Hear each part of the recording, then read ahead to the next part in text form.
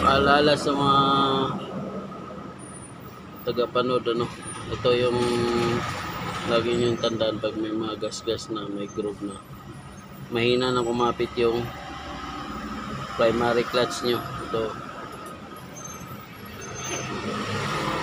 So,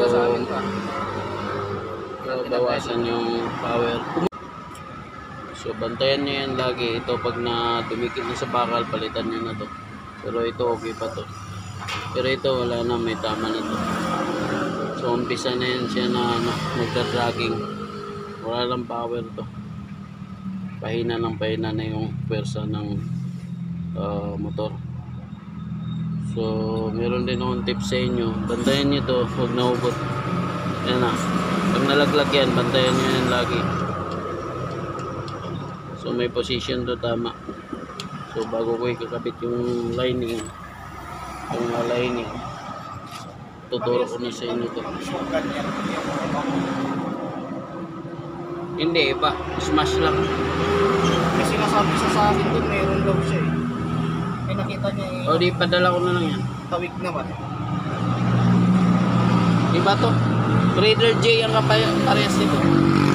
Meron siyang ano dito, ayan o. Ayan o, may circlip siya o. Ayan o, may circlip. Dito nyo lang tanggalin to, ito. Itong gear na to, ito pa rin magagamit dyan. Ito lang ang mabibili. Hindi yan kasama. Ito lang. Yung inaabot naman niya, kasama na daw yun. Tapos kasama na daw niya yung ganun. Saan? Ito? Magkano daw? Bibigay niya ng 500. 500 to. Kasama na yan. Ito, pati yun. 500 lahat. Hindi ko naman alam kung papasok. Parehas. O, di padala ko sa ito kung gusto mong bilhin yun. Surplus lang siya. Sabi ko may groove din yun sa kanya. Meron din. Ay, wag no? Pag yung bumili ka ng bago, walang groove yan. Plain na plain yan. Putulan mo. Sino lang to? Okay na ba to? May dikit-dikit doon. Masyado automatigas yan. O, di ba? Okay yan. O, meron pala sila doon. Lilinisin ko lang to. Okay lang. Checkan ko na muna yun. Maghanap ako yung makinis. Yung plain. Tiningnan mo rin doon, may gas-gas. Oo. Kinapatak. So, sabi niya, normal lang yan. Hindi ah. Kalukuhan. Huwag kang maniwala. Normal lang yan. Tapos sinasabi niya, kasama niya na daw yung pagkakaro. Yeah. Sabi ko, magkano kung sakali, 500. Sabi ko, papasama ko na yung gano'n yan. Gusto lang kumita yun. Mas lalong mawala ng power yung motor mo. Baka yun ang pinalitan ng customer yun. Kasi meron daw sa makina ng show. Siyempre, hindi mo na pwede balik yun. So, ayan na. Pag binintan kayo na may groove, huwag nyo nang kunin din eh. No? Kasi ito talaga yung stock nito. Plain na plain yan. Ganito, makinis. Dito sa loob. Pag may mga ngipin, wala na. Ito, may mga ka na. Tapos ito, bantayan nito. Yan na, tutorial ko lang to para hindi kayo may maano ito. Yan, ito ah. I-shoot nyo yun dyan. May washer yan. Bago yung spring ito. Ganito position. Yan o, sige. Tatlo lang. Ito. O, saktong tatlo. Yan. Ganyan yan. Tapos lagay niyo yung spring. Ganyan o. Sakto lang yung shell. O. Anong ilalagay nating langis? Marumi na yun o. Team O30 yung nilalagay ko lang. Ikaw, yung motor na lang. Tingnan natin doon. Yan yung spring. Tapos itong bushing na to. Yan yung shoot. Yan. Toser niya to.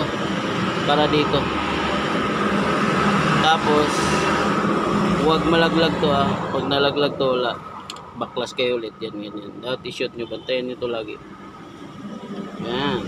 Ganyan yan. Tapos ito. Meron pa ako ituro sa inyo ito. Sa cover.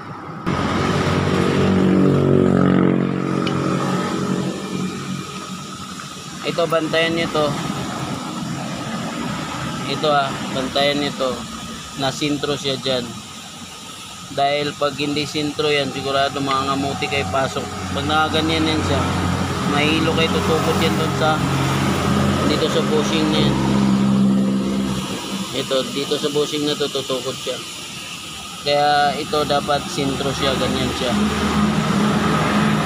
Pag nakaganyan din, tutukot din yan.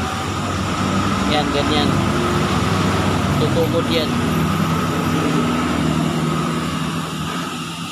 So, kailangan sintro siya para hindi kayo mahirapan magpasok. So, okay, yun lang. Tapos, lagay niya yung lining. Napakadali lang nito. May washer yan dito.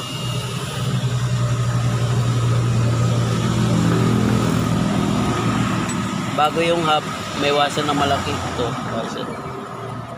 Yan. So, simple na tutorial lang to, pero para kung mag-DIY kayo, madali na lang.